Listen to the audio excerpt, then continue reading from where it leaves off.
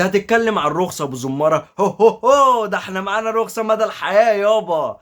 ده احنا على الله حكايتنا، العربية دي معانا الرخصة بتاعتها طول المدى اللي الحياة. مشجعني للعربيه ان هي فيها رخصه طويله ان شاء الله، وصلى على الحبيب قلبك يطيب مع ابو صلى الله عليه وسلم. يعني هو ده اللي يشدك للعربية اللي هي رخصتها طويلة مدى الحياة؟ هو ده اللي شدك في العربية؟ ده مش عربية ابو زمارة. انا متعود ان انا بجيب عربية ايه منك متخبطة الجنب متشال، لكن دي مش عربية خالص، دي متسفلتة. مع ابو زماره. انت في امان، تعالى يمينه. هي عايزه كل حاجه، هي ان شاء الله عايزه كل حاجه زي ما انت شايف كده. انا والله يا جدعان نفسي اشوف مين الناس اللي بتشتري، ولما بتشتري العربيه زي كده بيعملوا فيها ايه. يعني بيعدموها؟ يعني بياخدوا فلوس، يعني بيدفعوا فلوس لصاحب العربيه عشان يعدموا العربيه، ولا بيعملوا فيها ايه؟ مش العربيه مش نافعه، الكاوتش عامل كده. انت شايف كده، مش عارف اقول لكم تبتدوا ولا تنتهوا دي ايه، بس هي ايه ماشي حالها ان شاء الله 2017. ماشي حالها يا ابو زماره. ده انا مش شايف غير الشكمان هو اللي مظبوط، مفيش غير الشكمان هو اللي واقف بطوله. الشكمان هو اللي مكمل العربيه مشفوطه لجوه. تمام، وشه كمان اهوت الحمد لله سليم سليم الحمد لله.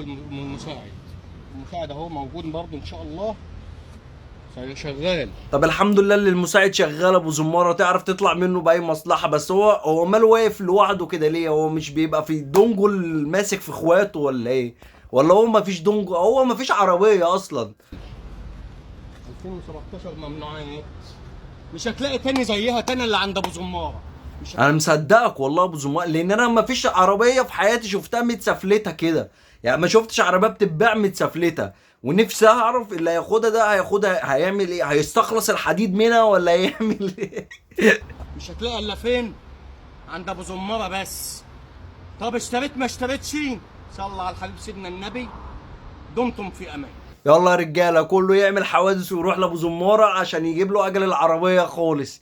وبس يا جدعان، اي عربيه متسفلته بلاش تبيعوها عشان مش هتجيب لكم حاجه. يعني العربيه اللي انا لسه شايفها دي تقريبا متسفلته، ديت هتتاخد تروح تتعدم على طول، هي المفروض تتعدم. ويعني ربنا يستر على اللي كان سايقها. انا يعني لو كان راكب فيه ناس غير اللي كان سايق، يعني مكان السواق كان الدنيا مظبوطه، غير السواق بقى الدنيا بايظه خالص. يعني ربنا يستر على اللي كان سايق ده. تقريبا كان ماشي 400 ولا 500، ما تعرفش هو كان ماشي سرعه كام ولا ايه اللي داس عليه. ربنا يسترها.